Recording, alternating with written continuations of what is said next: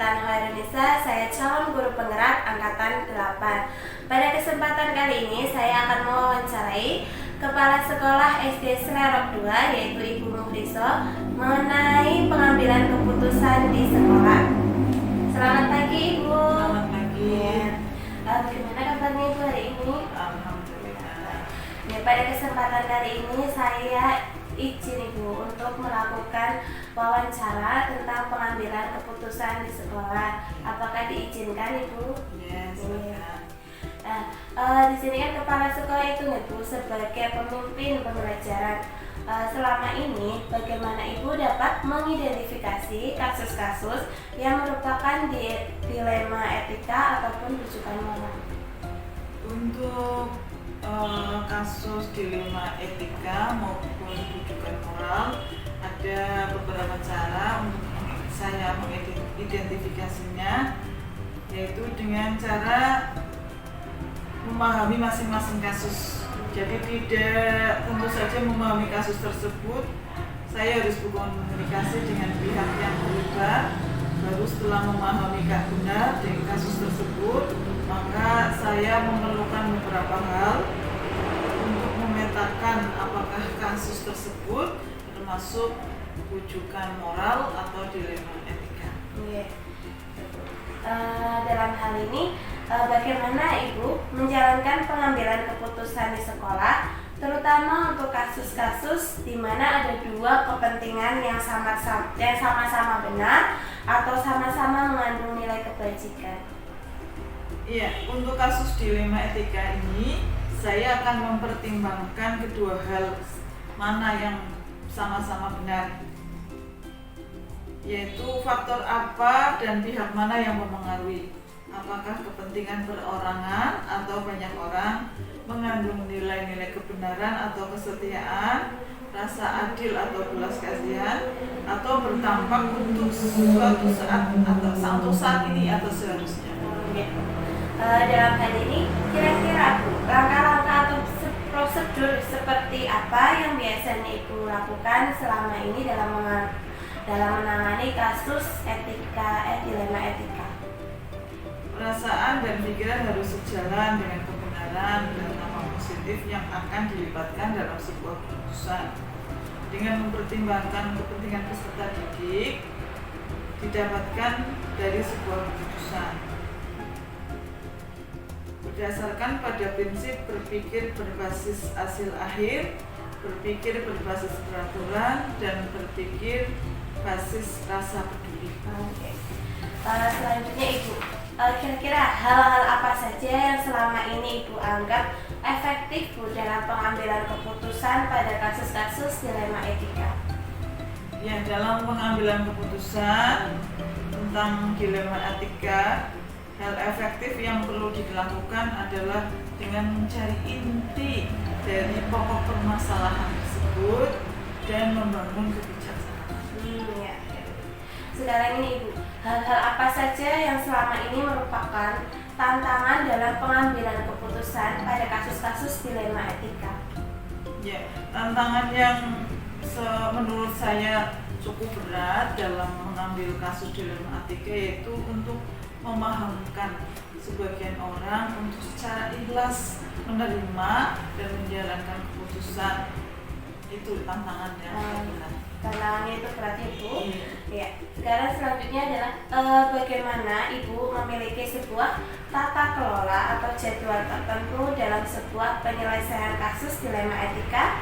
Apakah Ibu langsung menyelesaikan di tempat atau memiliki sebuah jadwal untuk penyelesaiannya, bentuk atau prosedur seperti apa yang Ibu jalankan? Karena ini masalah juga datangnya tidak tentu, jadi kami tidak mempunyai schedule tidak mempunyai tata kelola yang pastilah, kondisional. Ketika masalah itu datang, secepatnya kami mengambil keputusan. Berarti langsung ditangani ya Bu, tidak memerlukan prosedur jadwal seperti itu. Kemudian Ibu, di sini dalam menangani kasus, apakah atau adakah seseorang atau faktor apa yang selama ini mempermudah atau membantu Ibu dalam mengambil keputusan dalam kasus dilema etika? Ya, Yang paling mempermudah ketika saya mengambil keputusan yang jelas adalah komunikasi yang baik dengan warga sekolah, dengan guru, dengan komite, bahkan dengan atasan harus berjalan berkomunikasi dengan baik.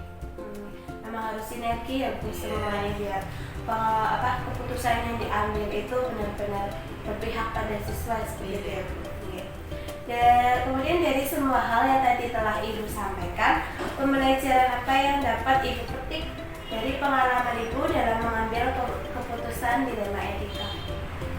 Beberapa pengujian dalam mengambil sebuah keputusan untuk mengidentifikasi jenis kasus harus bisa dilakukan lebih awal. Pengujian benar, lawan benar, dan untuk menentukan paradigma apa yang akan kita pilih sehingga keputusan kita bisa diambil sesuai dengan prinsip-prinsip yang berpihak pada siswa.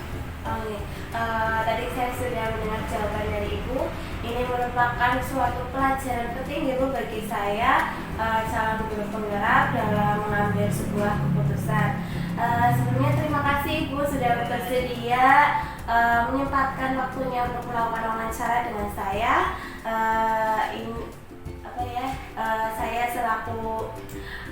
Saya selaku guru penggerak mengucapkan terima kasih ya sedalam-dalamnya Ibu.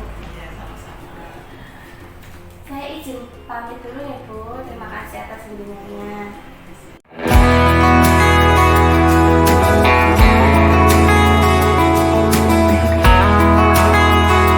Assalamualaikum warahmatullahi wabarakatuh. Perkenalkan, saya Intan Hayunisa, calon guru penggerak angkatan 8.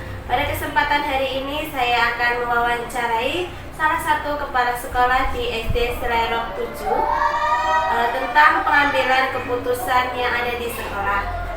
Selamat pagi Ibu. Selamat pagi. Bagaimana kabarnya Ibu hari ini? Alhamdulillah sehat. Intan sehat. Alhamdulillah Ibu sehat sekali. Ibu, ini saya izin Ibu untuk melakukan wawancara tentang pengambilan keputusan di sekolah. Apakah Ibu berkenan untuk melakukan wawancara? Insya Allah. Oke. Terima kasih Ibu. Ibu, kepala sekolah itu kan sebagai pemimpin pembelajaran ya Ibu, pemimpin sekolah juga di sini. Nah, selama ini bagaimana Ibu dapat mengidentifikasi kasus-kasus yang merupakan dilema etika ataupun ujian moral Ibu?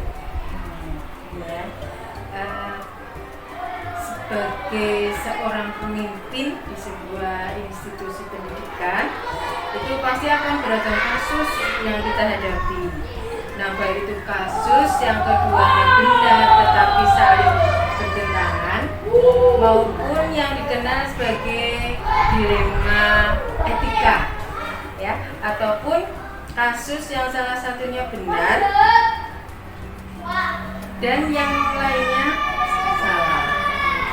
Nah, kedua kasus tersebut harus dapat diidentifikasi dengan benar agar tidak ada kesalahan dalam pengambilan keputusan. Nah, cara saya untuk mengidentifikasi yang mana dari kedua kasus tersebut yaitu dengan memahami masing-masing kasus.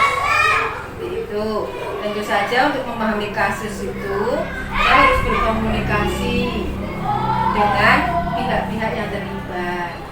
Kemudian setelah permasalahan sudah dipahami, maka saya perlu melakukan beberapa hal untuk bisa memetakan apakah kasus tersebut merupakan rujukan moral atau dilema etika. Begitu. Nah, untuk perlu dilakukan, maka dibuatkan daftar pertanyaan. Syaratnya itu sebuah kasus itu merupakan dilema etika itu jika kedua masalah yang berbenturan tidak melanggar hukum. Nah, dan serta norma-norma yang berlaku tidak melanggar hukum dan norma-norma yang berlaku. Begitu. Atau menimbulkan ketidaknyamanan sosial.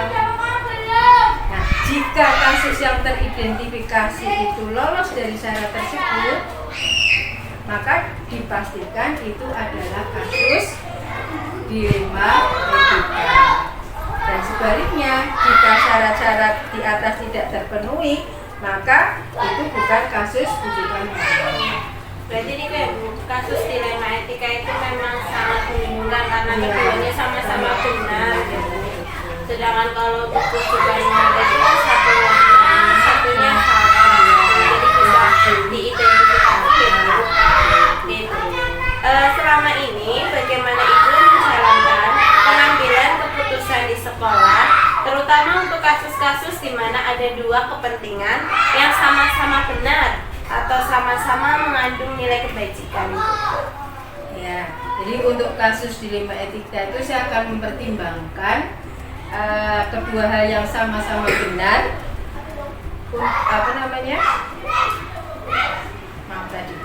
Untuk kasus dilema etika ini saya akan mempertimbangkan kedua hal yang sama-sama benar tersebut untuk membenturkan faktor apa atau pihak mana, kemudian apakah kepentingan perorangan atau banyak orang, kemudian mengandung nilai-nilai kebenaran atau kesetiaan, nah rasa adil atau belas kasihan, nah ataukah berdampak untuk saat ini atau seterusnya.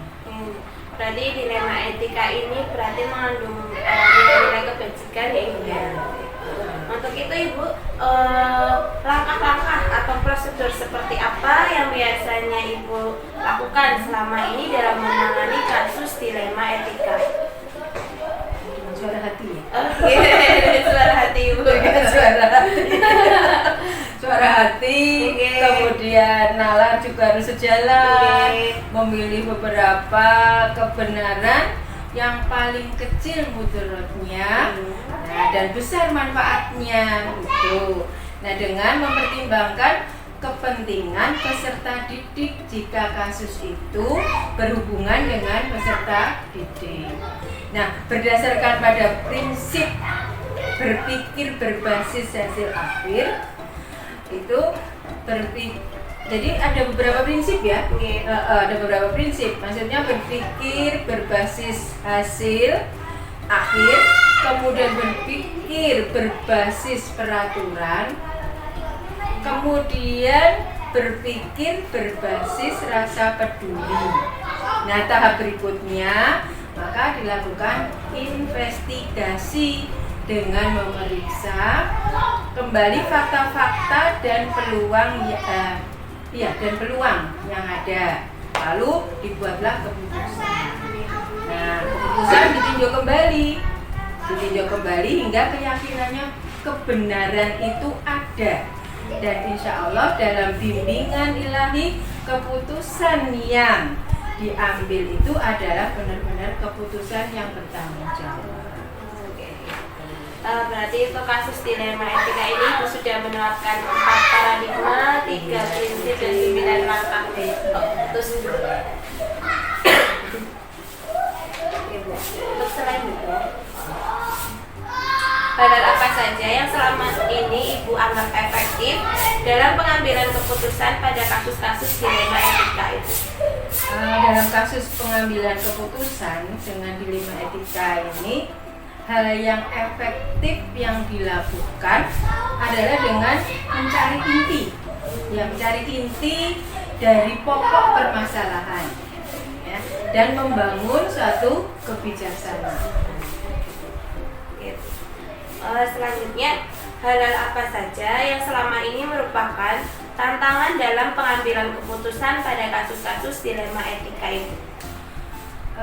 Hasil keputusan diambil itu pasti ada pihak-pihak yang tidak dapat menerima sepenuhnya, kan itu. Nah, proses untuk dapat memahamkan sebagian orang untuk secara ikhlas itu menerima dan menjalankan keputusan itulah menjadi sebuah tantangan. Selanjutnya Ibu, apakah Ibu memiliki sebuah tata kelola atau jadwal tertentu dalam sebuah penyelesaian kasus dilema etika? Apakah Ibu langsung menyelesaikan di tempat atau Ibu memiliki jadwal untuk menyelesaikannya?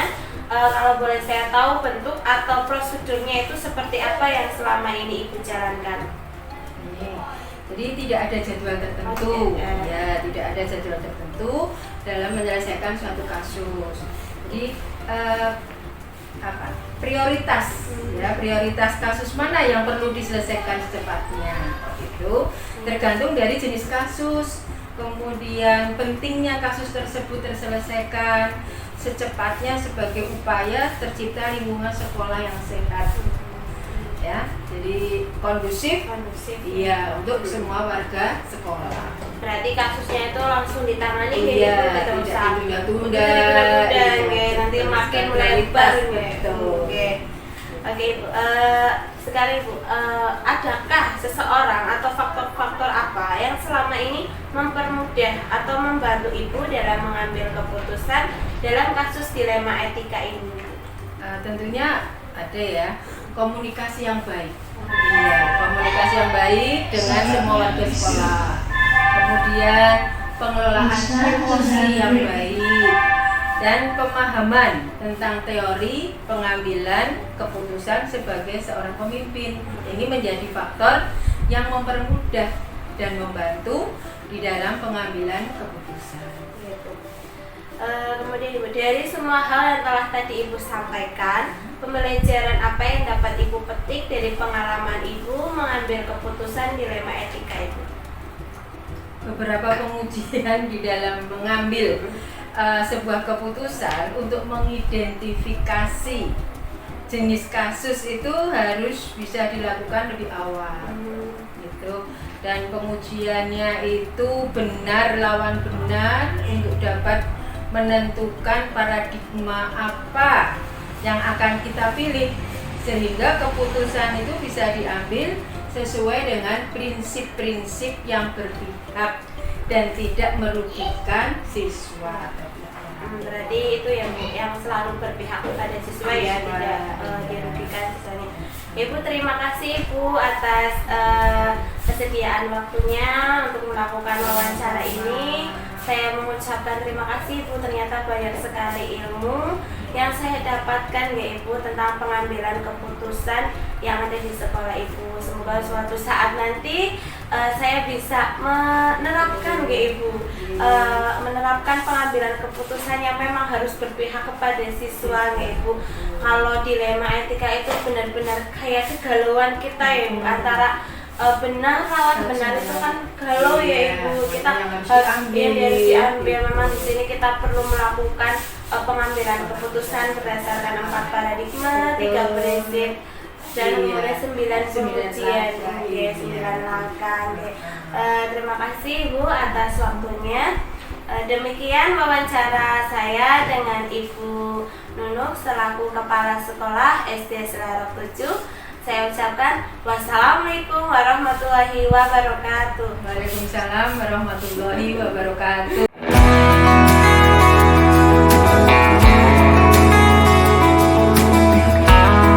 Assalamualaikum warahmatullahi wabarakatuh. Waalaikumsalam warahmatullahi wabarakatuh. Perkenalkan, nama saya Intan Harinisa.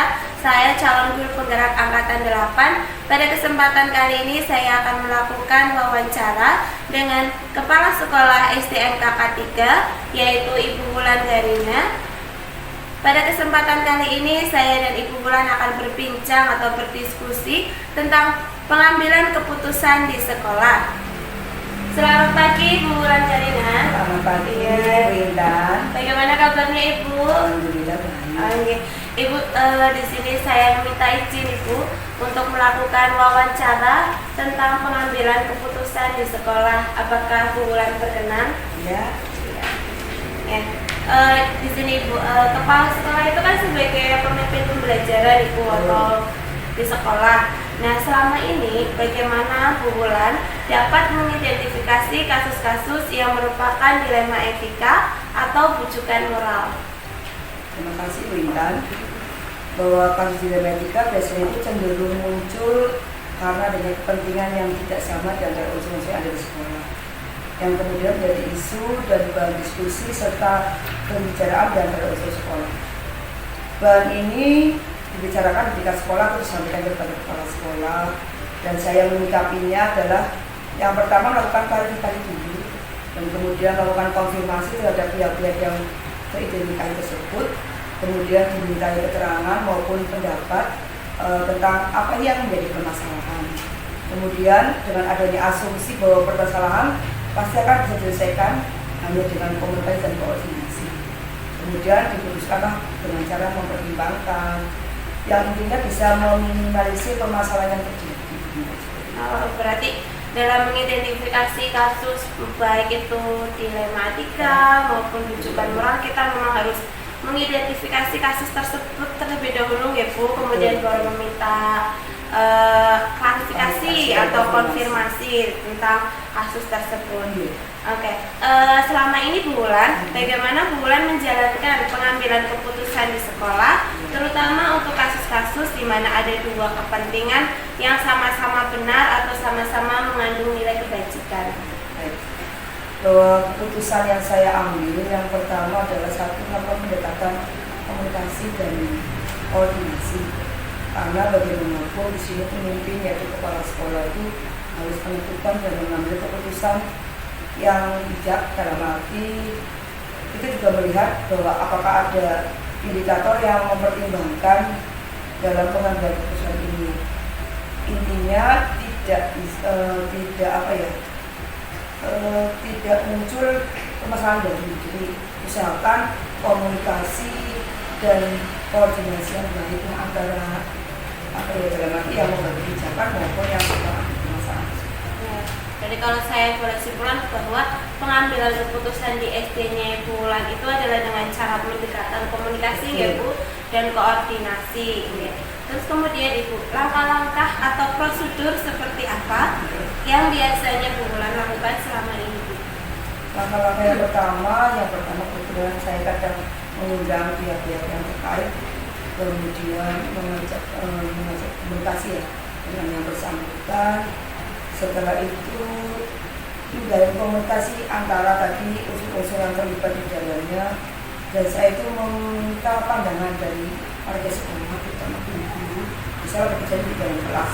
Saya undang anak tersebut ke kantor, kemudian saya undang juga teman-teman yang mungkin melihatnya, baik klarifikasi juga terhadap guru yang bersangkutan. Jadi di sini langkah yang kami ambil, kami pendekatan dengan usahakan dengan cara bermusyawarah yang lebih bisa tercapai dan bisa menyelesaikan masalah. Berarti prosedurnya itu kita harus melakukan komunikasi, kemudian baru melakukan musyawarah ya Bu, untuk biar kasusnya terselesaikan gitu. Untuk pertanyaan selanjutnya adalah hal-hal apa saja yang selama ini Bu Wulan anggap efektif dalam pengambilan keputusan pada kasus-kasus dilema etika?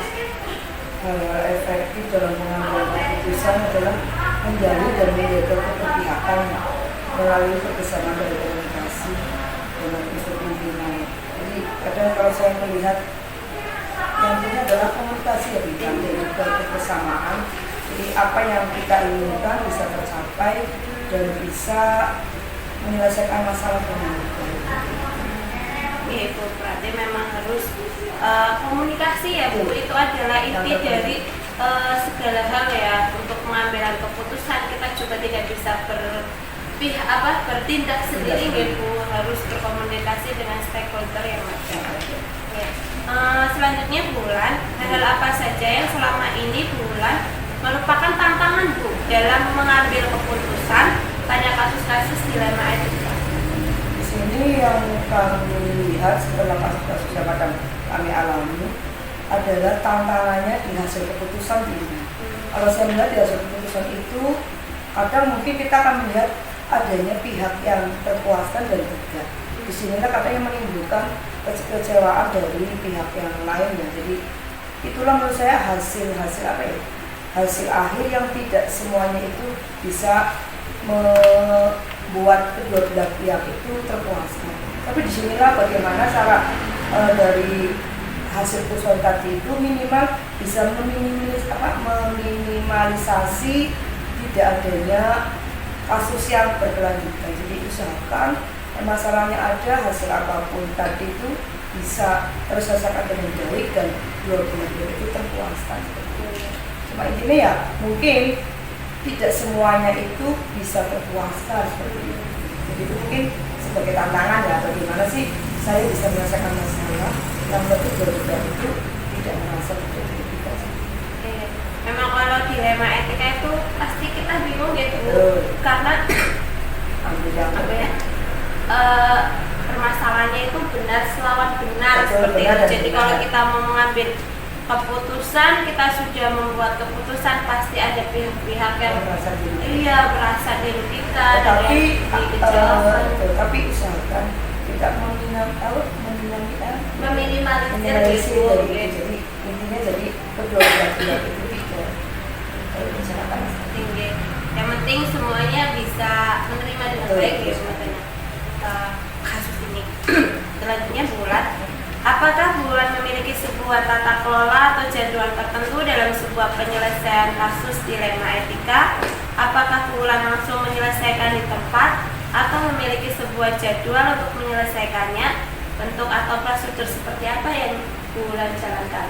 Selama ini kasus-kasus yang terjadi dan saya alami tidak dijadwal ini. Jadi apabila ada satu kasus, saya usahakan hal itu juga bisa terselesaikan. Soalnya dalam arti ini dalam kasus ringan ya bisa diselesaikan hari juga, ada tidak pun pasti kita melakukan itu berdasarkan maupun apa ya bisa diberikan. Kalau saya prinsipnya kerja keras, kerja bebas, kerja cerdas. Jadi usahakan ada permasalahannya ada kita tuntaskan, kemudian ya dengan cara kerja keras, intinya dengan bisa menghasilkan hasil yang maksimal. Jadi tanpa ada juga, tapi kita bisa menyelesaikan usaha secepatnya. Kalau dikhawatirkan, kalau tidak segera diselesaikan, nantinya akan timbul masalah-masalah lain seperti itu. Berarti selama ada kasus dilema etika yang terjadi di SDMKK 3 itu langsung dituntaskan ya Bu, tidak usah menunggu jadwal tertentu karena memang kasus tersebut harus ditangani agar terselesaikan ya, tidak timbul masalah seperti itu Bu. Kemudian adakah Bu seseorang atau faktor-faktor apa yang selama ini mempermudah atau membantu Bu Bulan dalam pengambilan keputusan kasus-kasus dilema etika? Kalau saya melihat ya SDMKK 3 ini adalah saya melihat kebersamaan ini. Jadi saya mengambil keputusan itu tidak berdasarkan dari saya pribadi, tapi saya melihat apa ya bentuk informasi maupun saran maupun masukan dari warga sekolah terutama guru. Jadi keputusan itu tidak pernah saya ambil secara sepihak bahwa keputusan saya yang diambil yang terbaik dan saya lakukan. Tapi dengan adanya masukan dari teman-teman, bagi saya itu adalah sebagai apa ya input maupun kepala akan memberikan hasil yang baik. Jadi saya ambil bagi saya warga sekolah ini yang sudah menjadi bagian keluarga ketika ada permasalahan. Saya selalu mengajak mereka untuk bersama-sama bagaimana menyelesaikan masalah seperti itu. Dan ternyata dari masukan beberapa pihak itu ternyata bisa menghasilkan hasil yang terbaik. Iya. Berarti kasus dilema etika ini diselesaikan dengan cara berkomunikasi, berdiskusi dengan warga sekolah ya Bu, biar segera diatasi. Bulan, dari semua hal yang telah Bulan sampaikan, pembelajaran apa yang dapat Bulan petik dari pengalaman Bulan mengambil keputusan dilema etika? Kalau saya melihat kesimpulan tadi berdasarkan dilema etika tadi itu yang pertama kita harus memahami konteks permasalahan. Jadi permasalahan itu kan ada tiga ya, dalam arti permasalahan ringan, sedang maupun berat. Kita tahu konteks permasalahan itu juga tentang apa masalahnya, siapa yang terlibat di dalamnya. Kita memahami dulu konteks permasalahan. Yang kedua, koordinasi dan komunikasi adalah hal yang sangat penting. Karena dengan koordinasi pelibatan dari seluruh warga, dari komunikasi dari pihak-pihak yang terlibat di dalamnya itu mungkin adalah menjadi suatu masukan maupun menjadi suatu hal yang sangat penting dalam menyelesaikan permasalahan tersebut. Jadi bagi saya dua tadi itu ya, tentang memahami konteks permasalahan, dan kedua koordinasi dan komunikasi yang baik. Iya. Jadi saya dapat simpulkan bahwa dalam kasus dilema etika ini kita harus memahami konteks permasalahan dan harus bisa koordinasi dan berkomunikasi dengan para warga sekolah gitu. Ya, itu saja Ibu wawancara tentang pengambilan keputusan di sekolah. Sebelumnya saya berterima kasih sekali kepada Sama-sama, Bu Bulan. Ya karena dari hasil wawancara ini itu sangat bermanfaat Ibu untuk pembelajaran saya ke depannya, bagaimana menjadi seorang pemimpin pembelajaran yang nantinya akan mengambil keputusan di sekolah. Seperti itu Ibu. Sukses selalu, tetap Oke. semangat. Terima kasih. Iya, atur nuhun Bu Sama-sama. Bulan.